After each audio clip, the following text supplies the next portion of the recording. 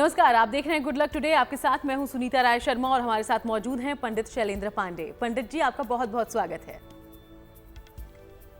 नमस्कार। आज हम बात करेंगे देवशयनी एकादशी की। तमाम एकादशियों की बात करें तो देवशयनी एकादशी को बहुत खास माना जाता है, लेकिन क्यों, क्या महत्व है इसका और क्यों देवशयनी एकादशी के बाद देवता सो जाते हैं और 4 महीने तक धार्मिक कार्य या एक तरीके से कहें कि मांगलिक कार्य बंद हो जाता है। ये सब कुछ हम पंडित जी से समझेंगे। शो की शुरुआत कर लेते हैं। पंडित जी,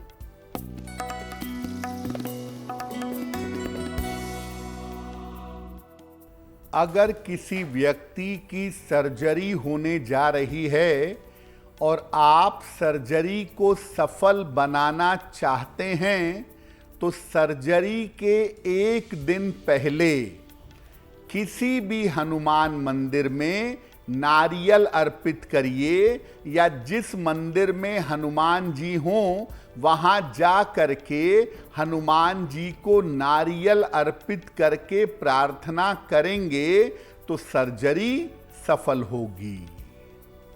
और चलिए अब बात पंचांग की, तो 6 जुलाई का पंचांग क्या है, पंडित जी से समझते हैं।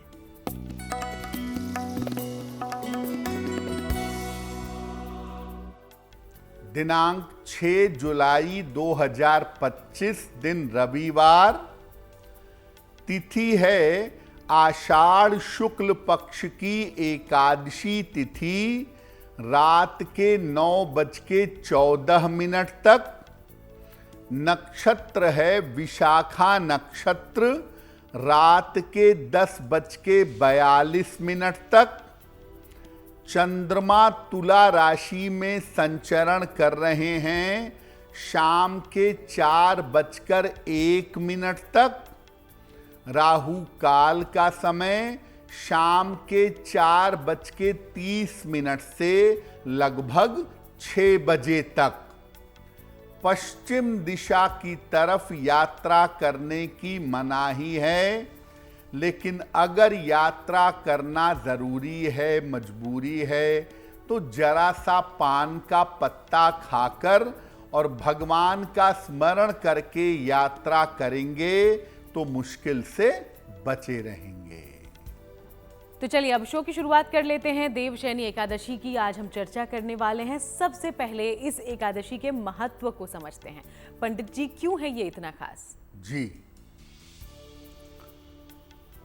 जैसा सुनीता ने कहा कि तमाम एकादशियों में से देवशयनी एकादशी को एक महत्वपूर्ण एकादशी माना जाता है। क्या महत्व है इसका? आषाढ़ शुक्ल एकादशी को देवशयनी एकादशी कहा जाता है। इस एकादशी से अगले 4 महीने तक श्री हरि विष्णु योग निद्रा में चले जाते हैं।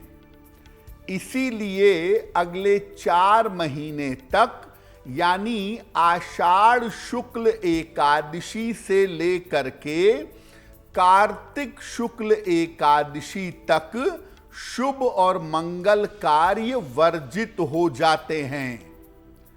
इसी समय से चातुर्मास की शुरुआत भी हो जाती है, यानी आषाढ़ के बाद से श्रावण, भाद्रपद, आश्विन और कार्तिक, इन 4 महीनों को चातुर्मास कहते हैं और इन चातुर्मास में शुभ और मंगल कार्य नहीं करते। इस एकादशी से तपस्वियों का भ्रमण भी बंद हो जाता है। तपस्वी आम तौर पर भ्रमण करते हैं, लेकिन इस एकादशी से तपस्वियों का भ्रमण बंद हो जाता है और इन दिनों में केवल ब्रज क्षेत्र की, ब्रज धाम की यात्रा की जा सकती है। इस बार देवशयनी एकादशी 6 जुलाई को है और 6 जुलाई को पूजा के उपरांत भगवान विष्णु योग निद्रा में चले जाएंगे और कार्तिक शुक्ल एकादशी तक शुभ और मंगल कार्य बंद हो जाएंगे। तो देवशयनी एकादशी के साथ ही मांगलिक कार्यों पर लग जाएगा लंबा विराम, और साथ ही इस एकादशी का क्या है पूजा विधान ये भी हम समझेंगे आगे। लेकिन उसके पहले अब राशिफल की कर लेते हैं शुरुआत। मेष, वृषभ और मिथुन राशि का जानते हैं हाल।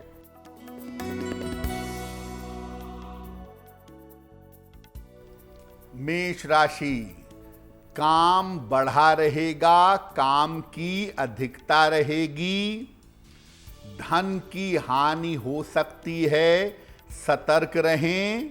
परिवार का सहयोग बना रहेगा। किसी निर्धन व्यक्ति को अगर गुड़ का दान कर दें तो दिन की मुश्किलें कम हो जाएंगी। शुभ रंग होगा आपके लिए लाल, और भाग्य का मीटर आपको नंबर दे रहा है 65%। मेहनत ज्यादा होगी, भाग्य थोड़ा कम होगा।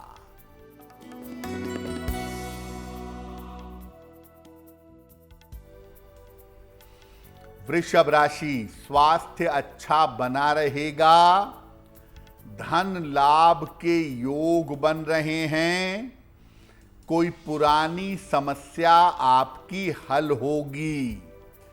किसी निर्धन व्यक्ति को अगर धन का दान कर दें तो दिन बेहतर होगा। शुभ रंग होगा आपके लिए सफेद, और भाग्य का मीटर आपको नंबर दे रहा है 75%। उत्तम भाग्य आपके साथ बना हुआ है।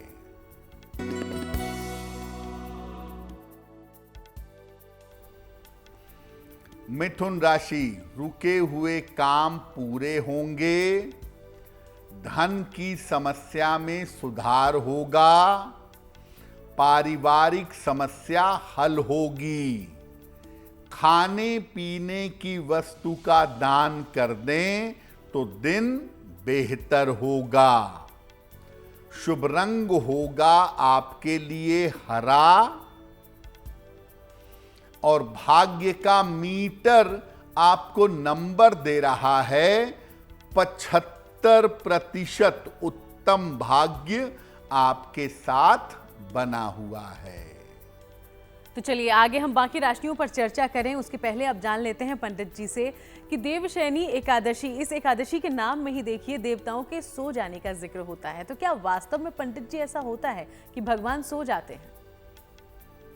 देवशयनी एकादशी से ऐसा मानते हैं कि भगवान सो जाते हैं, देवता सो जाते हैं, हरि यानी नारायण भगवान विष्णु सो जाते हैं, और इसीलिए शुभ काम बंद हो जाते हैं। तो क्या वाकई में देवशयनी एकादशी से देवता सो जाते हैं, भगवान सो जाते हैं? देखिए, हरि का अर्थ और देव का अर्थ तेज तत्व से भी है। जो देवशयनी और हरिशयनी में आया है शब्द, उसका अर्थ तेज तत्व से भी होता है। इस समय में अगर आप देखें तो सूर्य, चंद्रमा और प्रकृति का तेज कम होता जाता है। इसीलिए कहा जाता है कि देव शयन हो गया है, देवता सो गए हैं। तेज तत्व के कमजोर होने पर या शुभ शक्तियों के कमजोर होने पर अगर काम किया जाता है तो काम के परिणाम शुभ नहीं होते। इसके अलावा कामों में बाधा आने की संभावना भी होती है। तो चूंकि इस समय तेज तत्व कम होता है, शुभ शक्तियां कमजोर होती हैं, इसीलिए इस समय से अगले 4 महीने तक शुभ कार्य करने की मनाही होती है, क्योंकि जब चारों तरफ शुभता नहीं होगी, जब चारों तरफ शुभ शक्तियां नहीं होंगी, तब कार्य करने के परिणाम आपके लिए शुभ नहीं होंगे।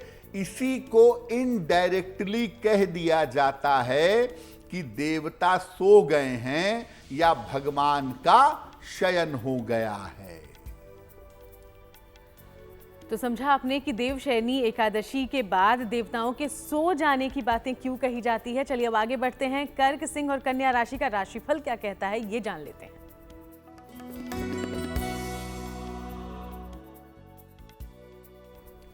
कर्क राशि, बेवजह का मानसिक तनाव इस समय हो सकता है। महत्वपूर्ण काम आपके रुक सकते हैं।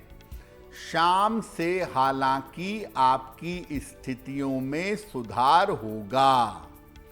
भगवान सूर्य को अगर जल अर्पित कर दें तो दिन बेहतर होगा। शुभ रंग होगा आपके लिए सफेद और भाग्य का मीटर आपको नंबर दे रहा है 65%। जितनी मेहनत करेंगे लाभ थोड़ा कम होगा।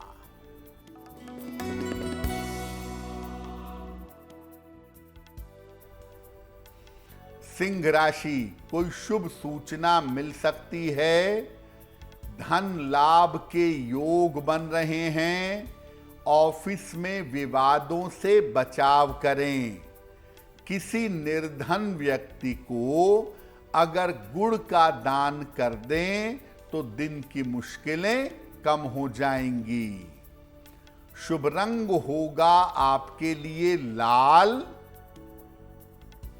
और भाग्य का मीटर आपको नंबर दे रहा है 65%। मेहनत ज्यादा होगी, लाभ थोड़ा सा कम होगा।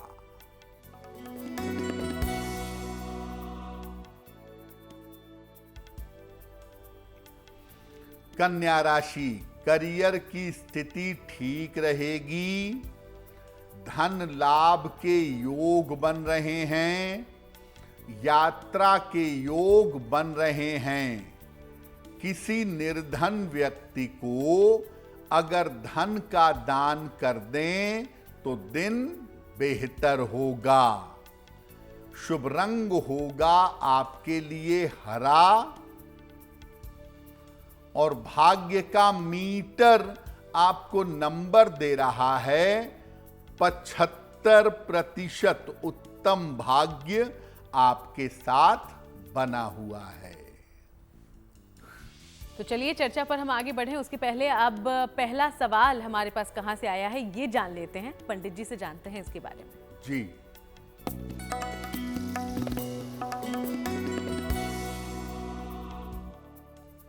आज का पहला प्रश्न हमें सनंद दत्ता ने लिखा है। आसाम से लिखते हैं। 21 अप्रैल 2003 का जन्म है। 12:55 दोपहर में गुवाहाटी, आसाम। ये कह रहे हैं कि मैं चार्टर्ड अकाउंटेंसी की पढ़ाई कर रहा हूँ, इंटरमीडिएट में हूँ। क्या मुझे इस क्षेत्र में सफलता मिलेगी और मेरा भविष्य कैसा रहेगा? सनंद, आपकी कुंडली बनती है सिंह लग्न की और आपकी राशि बनती है धनु। महादशा आपकी सूर्य की शुरू हो गई है। देखिए, सिंह लग्न में सूर्य अगर अनुकूल है और सूर्य की महादशा चल रही है तो आपको आपकी मेहनत के अच्छे परिणाम प्राप्त होंगे। इसलिए अगर आप मेहनत से पढ़ाई करेंगे तो चार्टर्ड अकाउंटेंसी आपकी अवश्य ही पूरी होगी। केवल अपने स्वास्थ्य का आपको ध्यान रखना होगा। पेट से संबंधित समस्या और आंखों से संबंधित समस्या आपको परेशान कर सकती है। केवल आपको मेहनत बढ़ाने की जरूरत है और अगर मेहनत बढ़ाएंगे तो चार्टर्ड अकाउंटेंसी आपकी पूरी होगी। एक पन्ना बनवा के पहन लें 6 से 8 रत्ती का पन्ना चांदी की अंगूठी में, दाहिने हाथ की सबसे छोटी उंगली में, बुधवार की शाम को एक पन्ना पहने। रोज सुबह सूर्य भगवान को आप जल चढ़ाएं, आपको लाभ होगा। तो चलिए आगे बढ़ते हैं। वक्त हो गया है हमारे दूसरे सवाल का, लेकिन सवाल लेने से पहले आप सबको याद दिलाते चलें कि अगर आप भी कोई जानकारी पंडित जी से हासिल करना चाहते हैं तो ज़रूर हमें लिख भेजिएगा। हमारी ईमेल आईडी इस वक्त आपकी टीवी स्क्रीन पर फ्लैश हो रही है। दूसरा सवाल कहाँ से पूछा गया है पंडित जी? जी,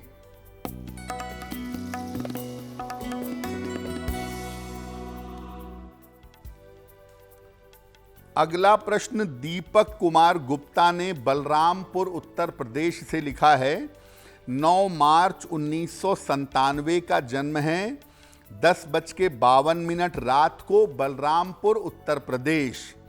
ये कह रहे हैं कि मैंने बीकॉम कर लिया है, अब आगे मुझे किस क्षेत्र में क्या कोशिश करनी चाहिए? दीपक जी, आपकी कुंडली बनती है तुला लग्न की और मीन राशि की। महादशा बुध की और अंतरदशा राहु की चल रही है। देखिए, मेरी सलाह ये है कि आपने बीकॉम कर लिया है, अब आप गवर्नमेंट जॉब की तैयारी करिए। एसएससी की, सीजीएल की या बैंकिंग क्षेत्र की तैयारी ठीक तरीके से करिए। अगर आप ऐसा करेंगे तो आपको सफलता बहुत आसानी से प्राप्त होगी। एक ब्लू टोपाज, नीला टोपाज नाम का रत्न 6 से 8 रत्ती चांदी की अंगूठी में, दाहिने हाथ की मध्यमा अंगुली में, शनिवार की शाम को धारण करें। रोज शाम को 108 बार ओम शं शनैश्चराय नमः इस मंत्र का अगर जप करें तो आपके लिए बहुत अच्छा होगा। तो चलिए अब आगे बढ़ते हैं और एक बार फिर से देवशयनी एकादशी के बारे में पंडित जी से जानकारी लेते हैं। तो देवशयनी एकादशी कितनी महत्वपूर्ण है ये तो आपने जान लिया था, लेकिन इस दिन कौन कौन से वरदान आपको प्रभु दे सकते हैं, आप हासिल कर सकते हैं और इसकी विधि क्या होगी ये भी जानिए। देखिए, देवशयनी एकादशी वर्ष की बड़ी महत्वपूर्ण एकादशी है और अगर आप देवशयनी एकादशी पर पूजा, उपासना, साधना करते हैं तो आपको बहुत सारे वरदान मिल सकते हैं। देवशयनी एकादशी पर क्या क्या वरदान मिल सकते हैं? सामूहिक पापों का और समस्याओं का नाश होता है।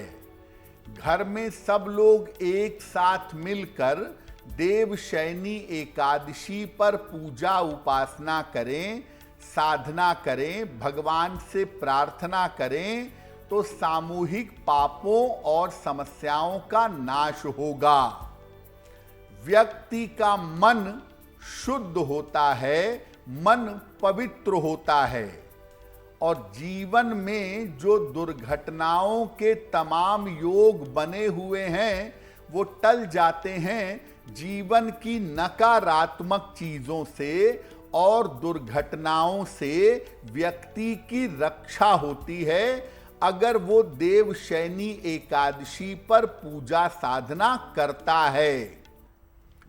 इस एकादशी के बाद से शरीर और मन को नया यानी नवीन किया जा सकता है।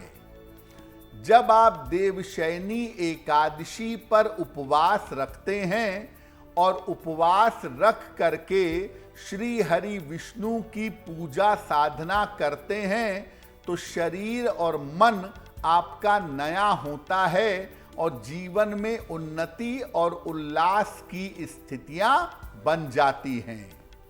तो देवशयनी एकादशी पर आप उपवास रख करके अगर साधना पूजा करें, तपस्या करें तो आपको बहुत सारे वरदान मिलेंगे और सबसे महत्वपूर्ण वरदान ये है कि आपके पापों का क्षय होगा और भगवान की विशेष कृपा आपको प्राप्त होगी। तो जाना आपने किस तरह के वरदान आप देवशयनी एकादशी के शुभ मौके पर हासिल कर सकते हैं। आगे बढ़ते हैं, तुला, वृश्चिक और धनु राशि का राशिफल क्या कहता है ये जान लेते हैं।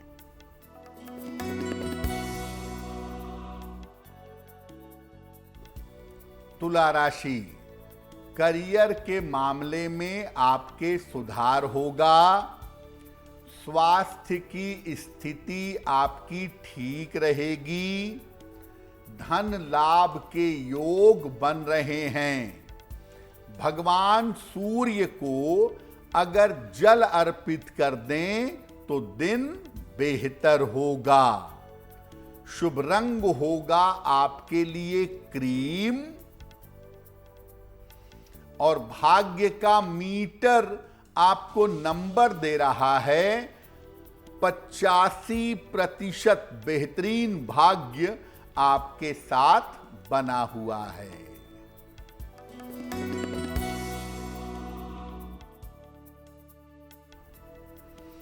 वृश्चिक राशि, मानसिक चिंताएं रह सकती हैं। काम का बोझ बढ़ा रहेगा। शाम से स्थितियों में सुधार होगा। खाने पीने की वस्तु का दान कर दें तो दिन बेहतर होगा। शुभ रंग होगा आपके लिए नारंगी और भाग्य का मीटर आपको नंबर दे रहा है 65%। मेहनत ज्यादा होगी, भाग्य उसकी तुलना में थोड़ा कम रहेगा।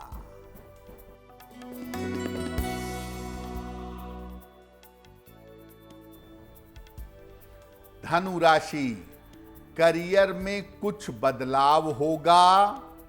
रुका हुआ धन आपको प्राप्त होगा। ऑफिस में विवादों से बचाव करें। किसी निर्धन व्यक्ति को अगर गुड़ का दान कर दें तो दिन की मुश्किलें कम हो जाएंगी। शुभ रंग होगा आपके लिए पीला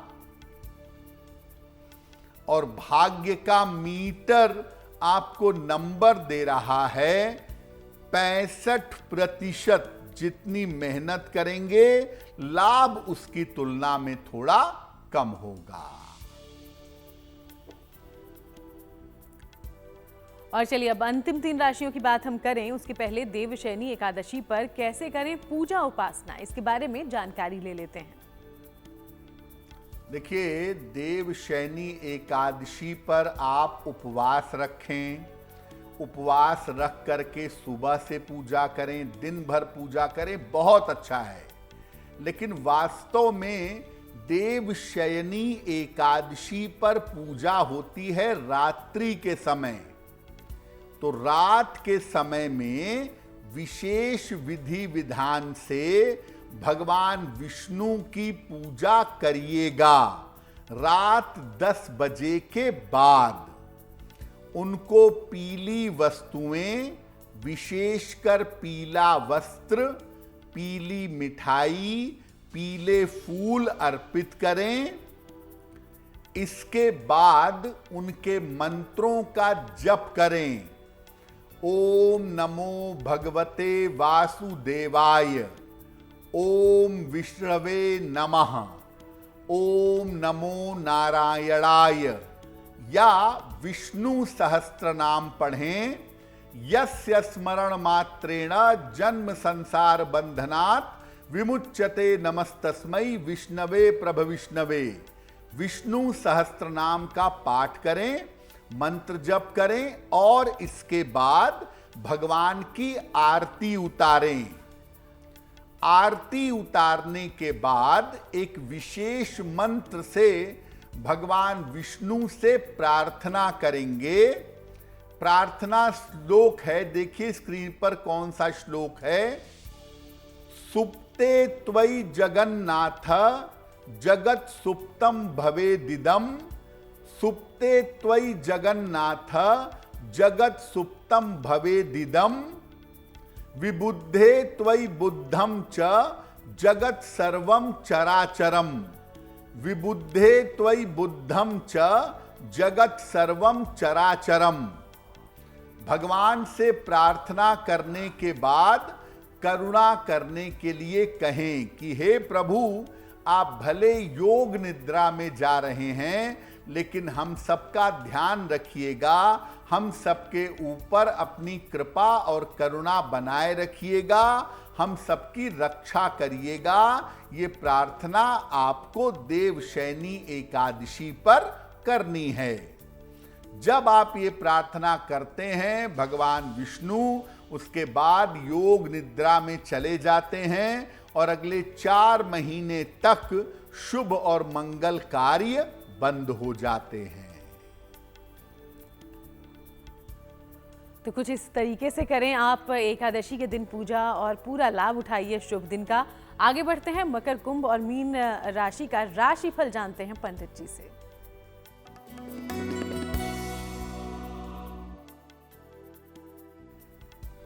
मकर राशि, धन की स्थिति में सुधार होता दिख रहा है।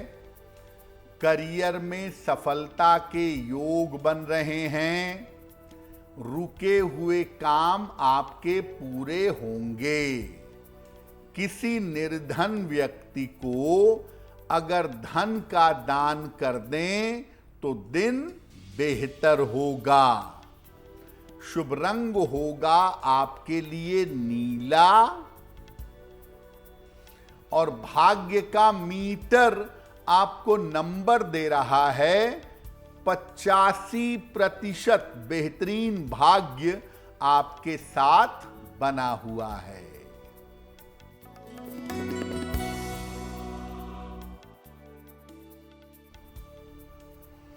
कुंभ राशि, स्वास्थ्य और तनाव में सुधार होगा। धन की समस्याएं दूर होंगी। रुके हुए काम पूरे होंगे। खाने पीने की वस्तु का दान कर दें तो दिन बेहतर होगा। शुभ रंग होगा आपके लिए आसमानी और भाग्य का मीटर आपको नंबर दे रहा है 80%। बहुत अच्छा भाग्य आपके साथ बना हुआ है।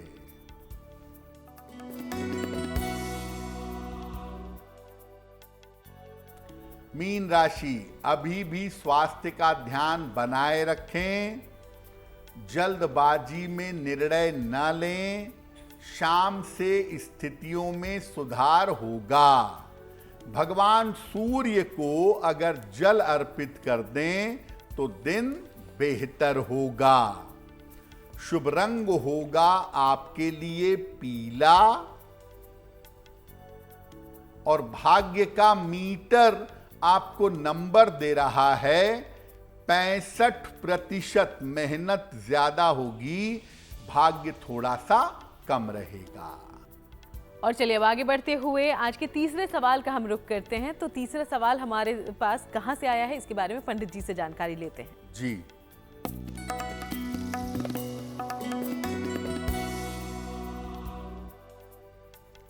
अगला प्रश्न भानु भटनागर ने हमें लिखा है। राजस्थान से लिखते हैं भानु जी। 16 अगस्त 1968 का जन्म है। 3:17 अर्ली मॉर्निंग, उदयपुर, राजस्थान। ये पूछ रहे हैं कि मैं आगे कौन सा व्यवसाय करूं कि मेरे लिए अच्छा हो। क्या मुझे उदयपुर से दूर जाकर व्यापार करना चाहिए, स्थान परिवर्तन करना चाहिए? भानु जी, आपकी कुंडली बनती है मिथुन लग्न की और मेष राशि की। महादशा शनि की और अंतरदशा भी शनि की चल रही है। देखिए, उदयपुर से स्थान परिवर्तन करना आपके लिए अच्छा होगा। जन्म स्थान से थोड़ा सा भी दूर जाएंगे तो आप ज्यादा बेहतर उन्नति कर पाएंगे।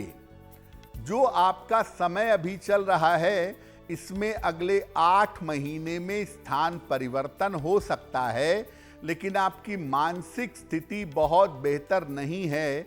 बेवजह की चिंता और तनाव भी दिखाई दे रहा है। तो आने वाला समय आपका बेहतर हो, आपकी मुश्किलें कम हो, इसके लिए एक पन्ना बनवा के पहनिए। 6 से 8 रत्ती का पन्ना चांदी की अंगूठी में, दाहिने हाथ की सबसे छोटी उंगली में, बुधवार की शाम को एक पन्ना धारण करें। रोज सुबह और रोज शाम 108 बार ओम शं शनैश्चराय नमः इस मंत्र का जप करें तो आपको लाभ होगा। और अब वक्त है आज के चौथे और आखिरी सवाल का। सवाल लेने से पहले एक बार फिर से आप सबको याद दिला दें कि अगर आप भी कोई जानकारी लेना चाहते हैं पंडित जी से तो हमें ज़रूर लिख भेजिएगा। हमारी ईमेल आईडी इस वक्त आपकी टीवी स्क्रीन पर है। आज का आखिरी सवाल कहाँ से आया है पंडित जी? जी,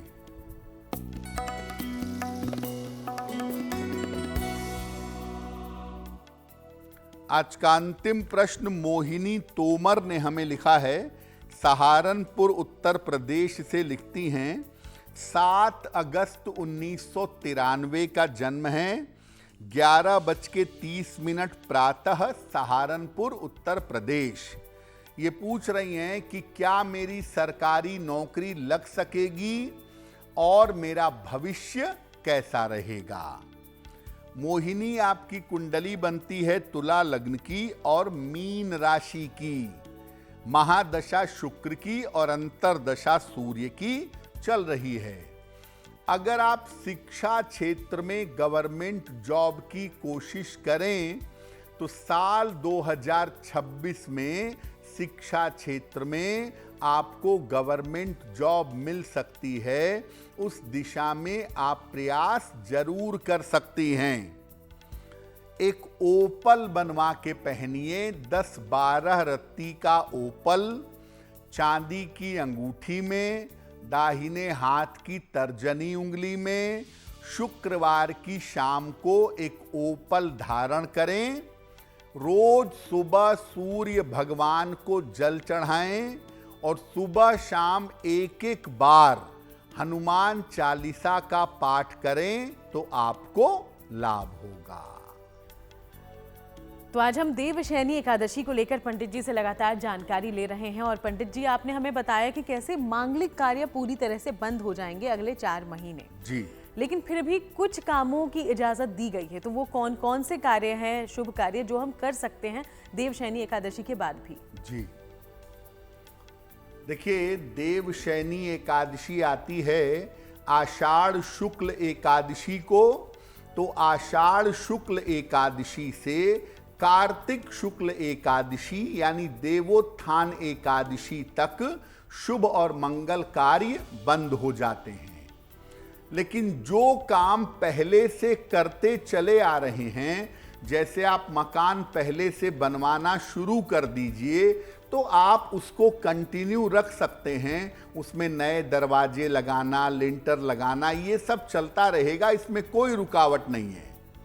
जो काम किसी बच्चे के जन्म से संबंध रखता है, जैसे किसी बच्चे के जन्म के 6 महीने बाद उसका अन्नप्राशन होता है, अगर अन्नप्राशन चातुर्मास में आ गया तो भी आप अन्नप्राशन कर सकते हैं, उसको रोकने की आवश्यकता नहीं है। आप व्यापार पहले से करते चले आ रहे हैं और व्यापार में कुछ बढ़ाना है तो वो भी आप चातुर्मास में बढ़ा सकते हैं, देवशयनी के बाद भी बढ़ा सकते हैं। यानी जो काम पहले से चलते चले आ रहे हैं उन कामों को आगे बढ़ाने में कोई रुकावट नहीं है। साथ ही साथ जो काम जीवन और मृत्यु से संबंध रखते हैं उनको करने में भी कोई रुकावट नहीं है।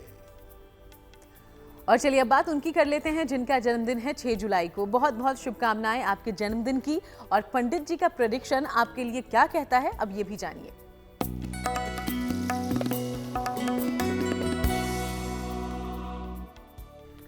जिन लोगों का जन्मदिन 6 जुलाई को है उन्हें हम सबकी तरफ से जन्मदिन की हार्दिक शुभकामनाएं। आने वाले वर्ष में आपके स्वास्थ्य में सुधार होगा, करियर में बड़ा बदलाव हो सकता है, धन लाभ की स्थितियां आपकी बनेंगी। अगर आप अविवाहित हैं तो इस साल आपका विवाह भी हो सकता है। क्या उपाय करेंगे? पूरे साल भर माता लक्ष्मी की अगर उपासना करें तो ये वर्ष आपके लिए बहुत अच्छा रहेगा। और चलिए अब बारी है आज की जिज्ञासा की। जिज्ञासा में सवाल यह है पंडित जी कि कहा जाता है देवशयनी एकादशी से देवता सो जाते हैं, जबकि भगवान विष्णु के सो जाने का जिक्र होता है, तो भगवान विष्णु का ही शयन होने से शुभ कार्य क्यों बंद होते हैं? आपके मन में यह प्रश्न होगा कि भगवान विष्णु को ही योग निद्रा क्यों आती है, भगवान शिव का शयन क्यों नहीं होता, ब्रह्मदेव का शयन क्यों नहीं होता। देखिए, भगवान विष्णु सृष्टि के पालनहार हैं, ऑपरेटर हैं। उनकी सूक्ष्म उपस्थिति के बिना कोई कार्य संपन्न नहीं हो सकता। हालांकि श्री हरि इस समय योग निद्रा में जाते हैं, शारीरिक निद्रा में नहीं। योग निद्रा का मतलब है कि आपकी चेतना को ये पता होता है कि आप निद्रा में हैं और जब चाहें निद्रा से बाहर आ सकते हैं, उसको योग निद्रा कहते हैं। हमारी जो निद्रा होती है वो शारीरिक निद्रा होती है। निद्रा में हम सब कुछ भूल जाते हैं। योग निद्रा में व्यक्ति को ये पता होता है कि मैं निद्रा में हूं और निद्रा कैसी है, ये साधना की एक उच्चतम स्थिति मानी जाती है। और चलिए अब जानकारी शुभ पहर की ले लें। तो 6 जुलाई के लिए शुभ पहर आखिर कौन सा होगा पंडित जी?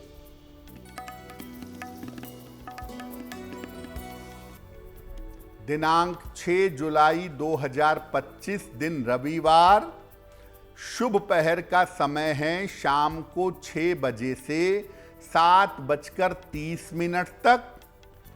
इस समय में भगवान विष्णु की पूजा करके उनकी आरती करिए, उनसे प्रार्थना करिए।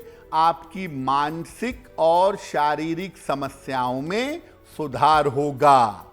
लेकिन करेंगे शुभ पहर में ही।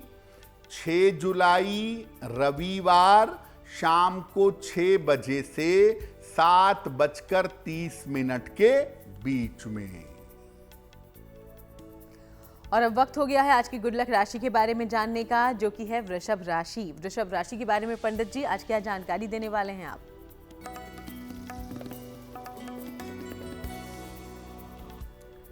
हम आपको बता रहे हैं कि आपकी राशि के हिसाब से आपकी कुंडली का नायक कौन है, हीरो कौन है। आज की गुड लक राशि है वृषभ। इनकी कुंडली का हीरो माना जाता है शनि। अगर वृषभ राशि के लोग शनि देव की उपासना करें तो हर तरह की सफलता उनको जीवन में मिल सकती है। और चलिए अब वक्त हो गया है आज के महा उपाय को जान लेने का। तो महा उपाय में आज चोट से लगने वाली दुर्घटनाओं के बारे में पंडित जी क्या जानकारी देंगे आप? जी,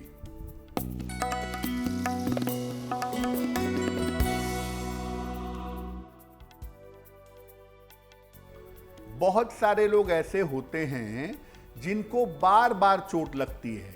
गाड़ी चला रहे हैं चोट लग गई, दरवाजा खोल रहे हैं पलंग से लग गई, पैरों में लग गई, बार बार चोट लगती है। तो क्या उपाय करना चाहिए? रोज सुबह और शाम एक बार हनुमान चालीसा का पाठ करना शुरू कर दीजिए। हर शनिवार को हनुमान जी के मंदिर जाकर उनका दर्शन करें और एक लोहे का छल्ला मिडिल फिंगर में, मध्यमा अंगुली में, दाहिने या बाएं हाथ में धारण करें, आपको लाभ होगा। बहुत बहुत शुक्रिया आपका पंडित जी इस पूरी जानकारी के लिए। धन्यवाद। तो चलिए यूं ही आप सबसे मुलाकात होती रहेगी। फिलहाल इस शो में इतना ही। देश दुनिया की बाकी तमाम अच्छी खबरों के लिए आप देखते रहिएगा GNT।